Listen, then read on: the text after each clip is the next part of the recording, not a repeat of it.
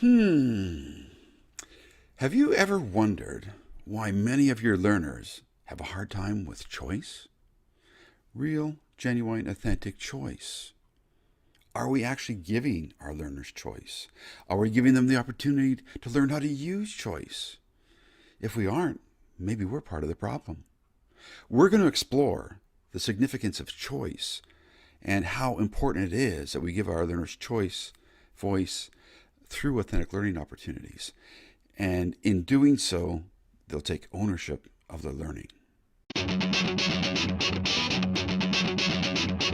Welcome to another session of the Learner's Mindset Discussion. I'm Dr. Dwayne Harapnik, and my colleague is Dr. Talissa Thibodeau. I'm excited about our topic today. And the reason I'm excited about it is that it focuses on something that really can make a difference in a learner's life. That's choice. And the reason that it's so important is that if we don't give our learners choice, well, then there's a tendency for them not to take ownership. And also, in order to give students really effective choice, we have to look at what are we giving them a choice of. Authentic learning opportunities are, the context that really provide true and genuine choice. And I think this is really important. So, what are your thoughts on choice, and where do we want to go today with our discussion of choice? I think it's great that you set up the context the way that you did, because the first thing I thought of in hearing that was, choice plays a big part in students and learners developing their voice and who they are and making decisions about things that affect them and other people, especially when they're put into an opportunity to make decisions. They have to be able to lead change and make decisions, and look at some of those bigger picture perspectives that mold and shape where they're going and what they're looking to do. So I'm excited to talk about this today. This is a good one. Yeah, I think this is really important. And the reason that this is sort of on the top of my mind is I read an article today. Either it was in the Chronicle of Higher Ed, or it might have been in Sun Edge, or one of the kind of learning or academic type publications that talked about the fact that businesses, the corporate world is screaming for students who have the ability to think critically and analytically. They can use their own initiative, the human skills, right? Businesses are saying that graduates who are coming out of our system, our university system, our higher education, actually our K-12 system, aren't able to think for themselves. They aren't able to solve problems. They aren't able to, conduct those human capacities. And I think choice plays a very significant role, because if you take a look at our K-12 environment and then post-secondary, we spend an awful lot of time preparing students to find that right answer. This is what you need to know. This is what you regurgitate. There's not a lot of choice that goes on in that. There's not a lot of thinking that goes on in that. Students are really great at finding that answer at the back of the book that they're not supposed to look at, as Ken Robinson would talk about. But in that capacity that they have developed to give us what we are asking them in terms of the regurgitation, we are ignoring the fact that making a choice and all that goes into it, having to make a decision, having to analyze, having to weigh out the odds, having to prioritize, having to actually problem solve, that's part of making that choice. By asking students to regurgitate information, and in that whole standardized information retrieval and regurgitation process that we utilize, we are killing students' ability to choose. Have you seen that? Have you seen that in your experience? And because I know I have, but I'll let you go first. Well, in my experience, yes, you touch on some important topics, because a lot of times we limit learning to what are the knowledge and skills needed to pass this test. And you and I, we go back to the argument of what are we doing to prepare our learners for life? Well, since I've graduated high school, I've made tons of choices that impact my life, my future, my job, everything. And I feel like we're squandering that opportunity early on if we're just making the choices for our students. Because then we talk about this before, then who really owns learning when that happens? So, I've seen, and I've done this myself before I took an in-depth look into choice and look at some of the research behind it. I found that, giving my kids a choice board is not really, giving them an opportunity to make a choice. It's kind of predetermined, and then the kids pick something off of that. So yeah, they're exercising a choose one or choose two, option one or two. That's not really something that they're choosing for their own, and something that they're investing in to build and create on their own terms. That's, I think, where I have seen this come up. And this has come up in classes too, and in my own experience. So you touch on an important topic here. I'm glad you've pointed out that this comes up, and the choice board, choosing between one or two options, really isn't a choice. And I know in the Digital Learning and Leading program, the DLL program, as we refer to it, one of the challenges that our students have until they sort of get over that hump of taking ownership is that they don't know how to choose, and they're really not sure what it is that they should do. And there is some angst that some students experience. Oh, Dr. H, just tell me what I'm supposed to do and I'll do it. That type of an attitude. And when we give our learners the choice, there's a lot more involved. They have to actually look at things critically, look at things analytically. What is it that they can do? What is it that they want to do? What is going to benefit their audience? Who is their audience? The amount of choice that comes into play with authentic learning opportunities is so significant that it often makes students feel quite uncomfortable. And I think that we are seeing the fact that these critical and analytical thinking skills that the business world wants, we're not getting those because we're not giving our learners the opportunity to choose, because we're not giving them an opportunity to work on those real world projects, authentic learning opportunities that make a difference in their lives and the lives of people around them. Choice plays such a significant role in authentic learning that I don't think you can have one without the other. And with authentic learning, you do have the opportunity for choice. So, this sort of dovetails with our last week's learners mindset discussion on authentic learning. And once students get the opportunity to make that authentic choice and they own it, changes everything. Changes everything. But there's that fear, there's that apprehension, because what if I choose wrong? What if I choose wrong? What's going to happen? You're going to make a mistake. But that's okay. That's something that is so foreign to a lot of our students. You mean I can make a mistake and I'm not going to fail the assignment? No, because quite often, if you don't make that mistake, if you don't make a choice, then you don't have an opportunity to make the mistake. If you don't make the mistake, you're not going to have that opportunity to make the adjustment and to make the improvement. Oh, it's such a complex thing, and yet it's so simple. It comes down to real world authentic learning and a real choice. Oh, we're missing an opportunity, or a lot of people are missing an opportunity. Anything you want to add to that before we start touching on a couple other things? Yeah, I was thinking that, students have the choice on whether or not they're going to sit stagnant or fail forward. They can choose to take those challenges and turn them into opportunities. And that's navigating that choice process too. Okay, well, path A didn't work. Let me try path B. They have to come up with that in their brain. And what's difficult sometimes is it's so easy to default to, what does the professor need me to do so that I can get my A? I find that those students don't want to make choices. They fight choice. But when they do get over that hump, and with the encouragement and the feed forward that we share and give them, and they get over that hump, then they're making choices left and right to impact the organization, or build out their authentic learning opportunities that they were really passionate about. So choice kind of is a reflection, in my opinion, of their passions and what they want to do and who they want to become, who they aspire to be. And that's an important part of helping our learners see the bigger picture. Sometimes I think, what do I have to do to get the A, and what path do I need to take to get where you want me to be, professor? Doesn't always work, especially not in this program if we want to prepare our learners for life. I think it's so important that you mentioned that the student voice comes into play and who the student really is. I think when we give our learners that opportunity to choose, or we give them choice through those authentic learning opportunities, when they do take that risk, right? When they do fail forward, when they do have to make the adjustment, when they do have to really think critically, analytically, and move forward and pivot and deal with the challenges that real life presents them, then when they reflect on that and they talk about it, they write about it, they create a video about it, they share it with others, they get to know who they really are, and their voice comes through. Oh, it's an amazing thing to see that progress.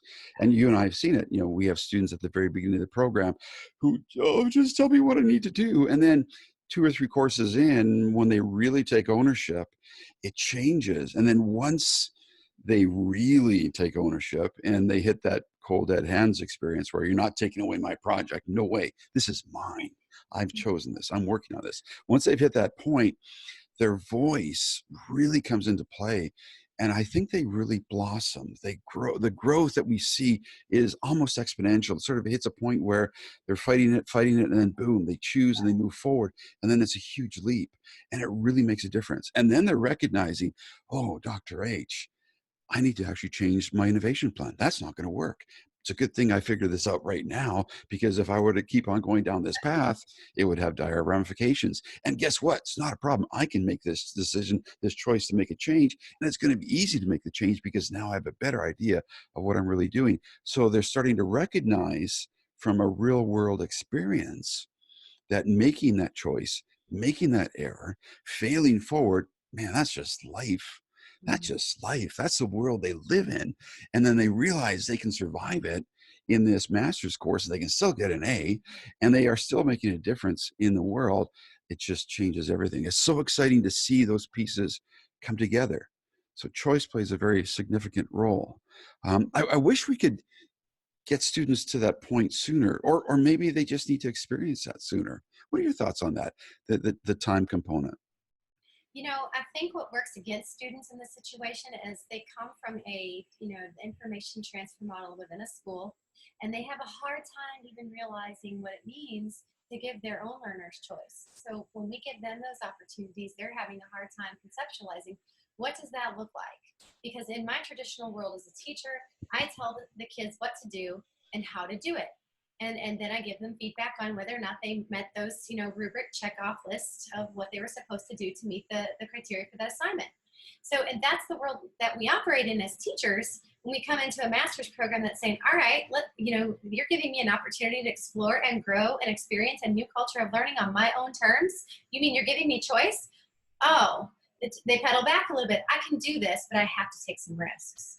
So one of the questions that I have with the timeline, and one of the observations I've made in conversations with students, is that how do I realize choice? How do I give my kids in my classroom choice? And perhaps if we start having some of those conversations in the program, then some of our students might be able to start experiencing choice in their learning a bit early on in the program, when you mentioned the timeline.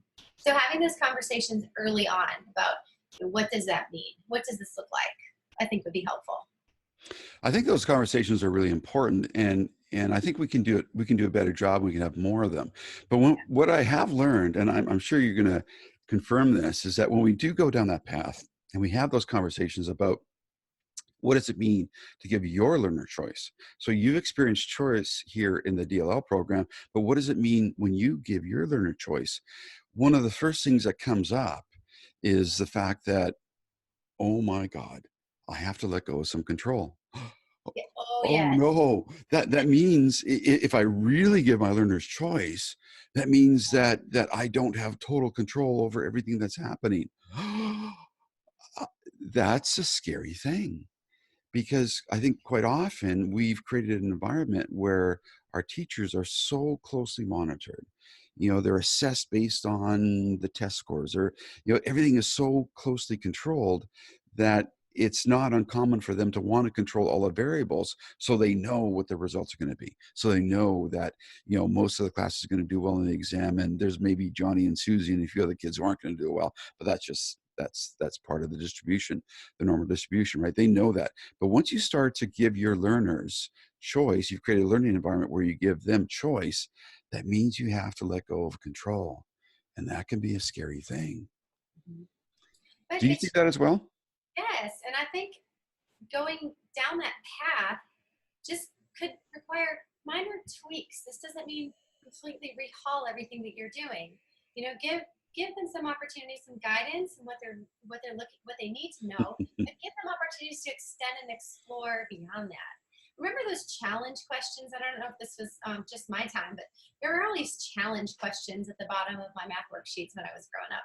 And we just ignored those. And the teacher always said, just ignore those. Yeah, we don't need to do those. But those were extension activities. Can you draw? Can you create something that also demonstrates this type of learning in the same way? We were always told just ignore those. So in other words, put a hat or put a cap on anything creative. Just follow this list, and you'll know what you need to know to go on to the next grade level. Oh, going back to that squandering an opportunity that you mentioned, I see it. But we still do it. Missed opportunities. Well, I think you touched on something that is quite important. And earlier on, you had mentioned the notion of discovery, and a quite common reaction in terms of apprehension for giving learners choice. A common reaction, we do see this in the educational circles, is that, well, if I give my learners choice, well, that means it's completely hands off, total discovery learning, total pandemonium. The students can do whatever they want. No, guidance. It's Yes. guided discovery. You give students the opportunity to choose within guidance, within a structure. You can still give the students freedom to choose within the context of, well, you're choosing a project that is going to benefit your community. So if you're working in mathematics or science, there's going to be a context. It isn't open, free game Relearning. discovery. And one thing that just baffles me is that there's usually that response. So you mean choice, that you go to an extreme? No, let's be reasonable here.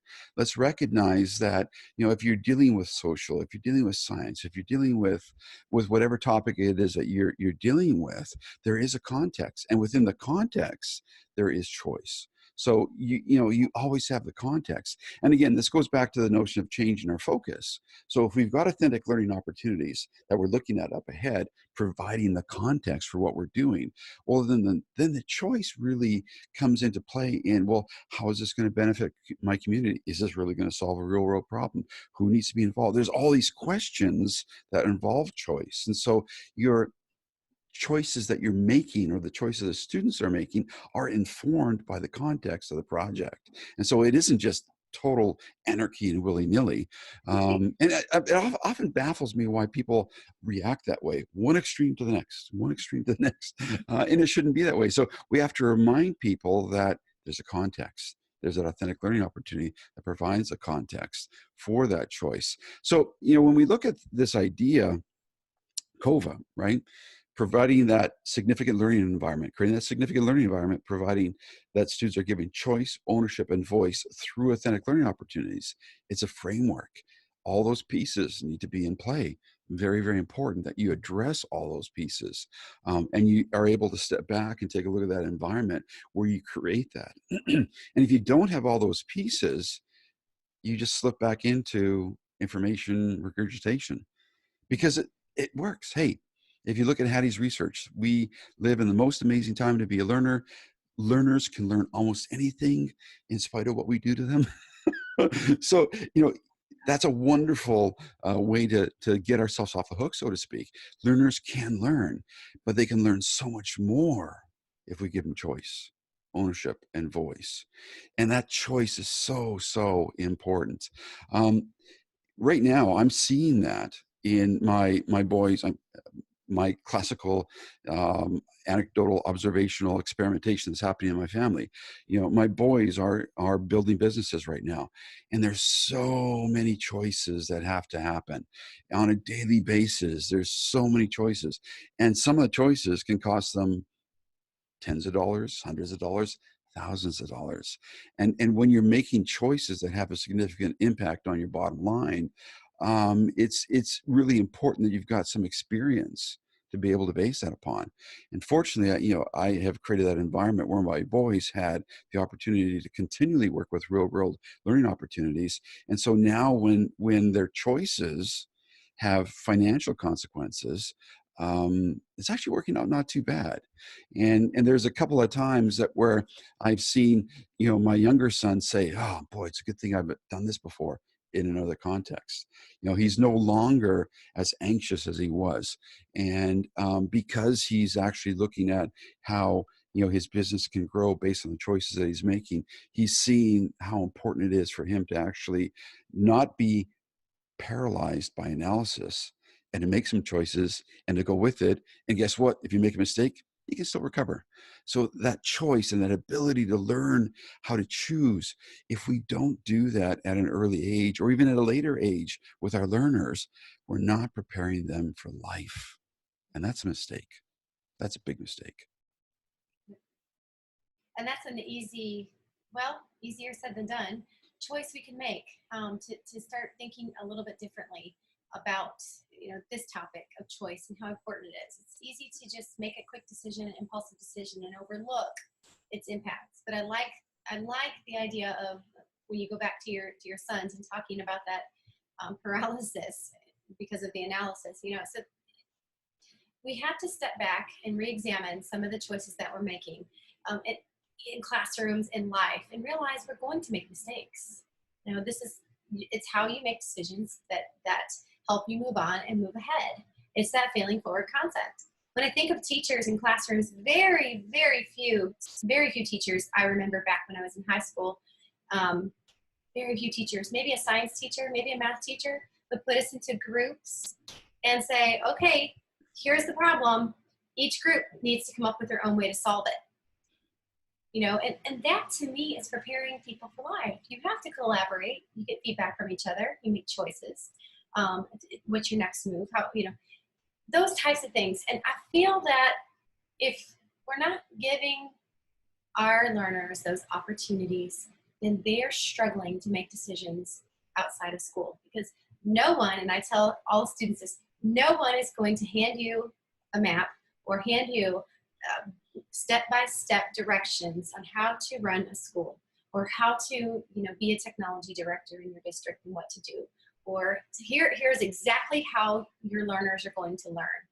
This is what you need to do. There's no recipe for that. So why are we constantly following these recipe and regurgitation models when there's no recipe for life? Do you know what I'm saying? Yeah, it's something that I think we're at a point now with AI being very, very significant right now, and AI is a hot topic right now. If you take a look at the Gartner hype cycle rather, I've been looking at AI. I'm working on a post dealing with some ideas with AI, and if you can standardize and automate something in terms of information regurgitation and giving something back, well, guess what? That's the realm of AI.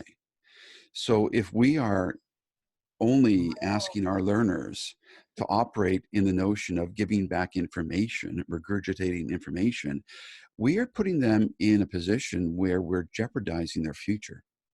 Because if they're only accustomed to doing that standardized information regurgitation, that is the realm of AI. Mm, That is what AI is all about, because it's a list of rules if it right. can be standardized. So it really just concerns me to no end as I've been looking into this more and more. Critical analytical thinking, looking at problem solving, identifying audiences, identifying needs. AI can't do that because a lot of those things aren't easily defined and they aren't broken down into a series of steps and rules. And there has to be a certain amount of human intervention, in the sense that there's guesswork, there's guesstimation, estimation, there's a variety of things that have to happen. The human beings have the capacity to analyze so many diverse things that AI can't do. So if we keep on going down this path of asking students to regurgitate information, we're asking them to compete with AI. I think it's a horrible mistake that we're making, and we're not preparing them for life. Not only we're not preparing them for life, I would argue, and I'm not the only one. I'm not the only one. You take a look at people like Seth Godin, take a look at other futurists. A lot of these people are arguing, if we are asking students to go down this information retrieval and regurgitation model, we are essentially putting them in a position where they're going to be replaced by AI. And that's a horrible mistake. I think we have to take a hard look at what we're doing. I know in the DLL program, we're making the argument we're changing the world one learner at a time. We're making the argument that we're preparing students for the real world. We're doing these things, but our program is a little bit of an anomaly. What we do is a little bit different. We're not the norm. We're not the standard approach. And it's that standard approach, it's that norm, it's that standard approach where AI really rules supreme. And I think we're making a huge mistake. What are your thoughts on that? I didn't think of it in terms of that, but now that you bring that to light, the word kept coming up: machine, machine, machine. Are we turning our kids into machines? And there's an entire affective side to us as humans that AI will never understand. They might say something to make you think, Alexa or Siri might say something to make you think, they understand, or they're helping you problem solve, but really that's the human dimension side. It can't come from anywhere other than our brain. I don't see how we could reconstruct a brain in any way to do what the human brain can do. And that affective side is so important in emotionally connecting with people, making choices and decisions. It's all interrelated. So I didn't really consider that. So thank you for bringing that to light. I'll remember that the next time somebody haggles me on whether or not I'm giving them a choice, or whether they want that choice. So thank you. Well, as I mentioned, I'm working on a post dealing with AI, and believe it or not, it really deals with something as simple as a spell checker and a grammar checker. And right now, as wonderful as Grammarly says that they are, the reality is that because of the human inference required to take a look at speech and to take a look at writing, grammar checkers don't work. It's one area where AI is just stumbling horribly because of the human's unique capacity to make that inference, to connect a whole bunch of things in ways that people don't completely understand. Grammar, yes, there's rules based on grammar, but there's so much more to the way that we communicate and the way that we think that is based on so much more than algorithms and just hard rules.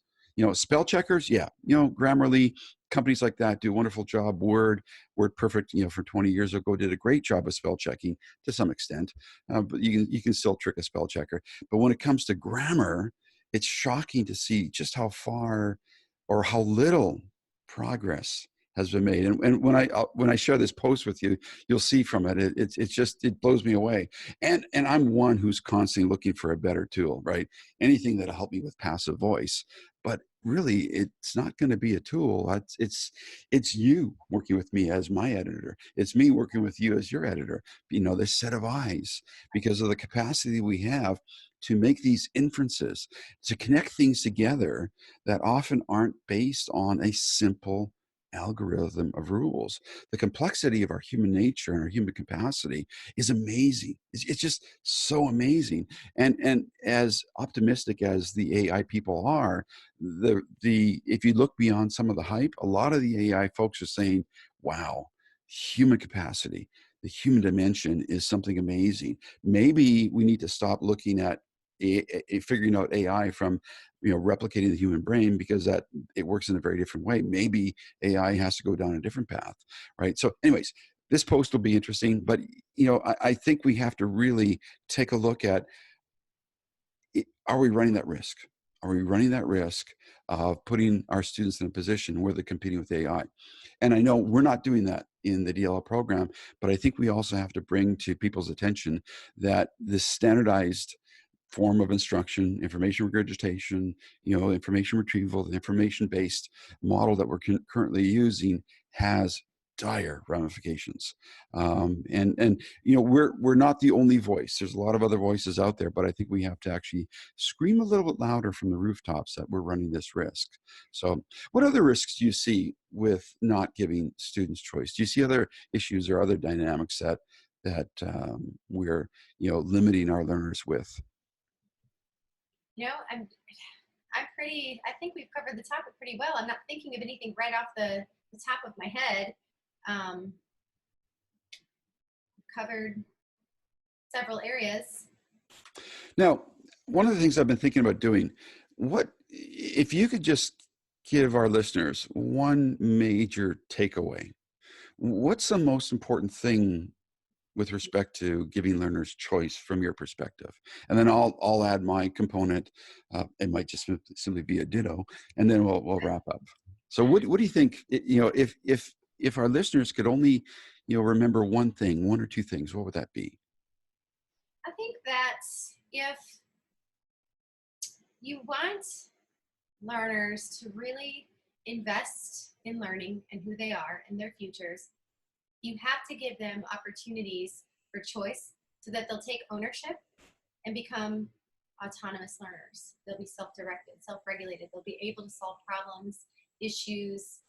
That to me is the most important takeaway, I think, when giving those learners this choice. They have to be able to invest in themselves in some way, and invest in others, and invest in the bigger picture. They have to have a stake in that. Otherwise, it just defaults to what we're used to, and that's following a rubric, following the instructions.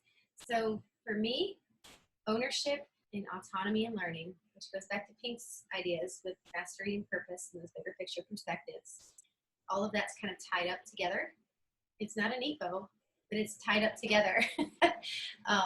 And so getting students to go down that path is what's so important for me, even teaching the first course in the program. So they'll take ownership and become or build autonomy. That's what I think. You? Oh, listen, I'm going to take what you've said and emphasize the same thing, in the sense that choice really helps people to make that autonomous identification with what it is that they're doing. And it's so important for the student to take ownership. But I want to actually help our learners and help our listeners in one more context. So in order to get to that choice, in order to give the students that ability to be, to take ownership, creating that context for learning through authentic learning opportunities, I think is one of the easiest ways to do that. So like you said, it's part of that whole package. It's not a neat, tidy thing. There's many variables, but that ownership comes if a student has the ability to choose something that's real. And those authentic learning opportunities really provide that context for choice and ownership and then voice. So yeah, I think it kind of goes back to the whole CSLE plus COVA framework. So I think it's working. It's working. So listen, it's been a pleasure talking to you about this. I'm excited, and I'm glad that we chose to deal with choice today. I'm sorry for the pun. And I guess it's time for us to sign off. So take care.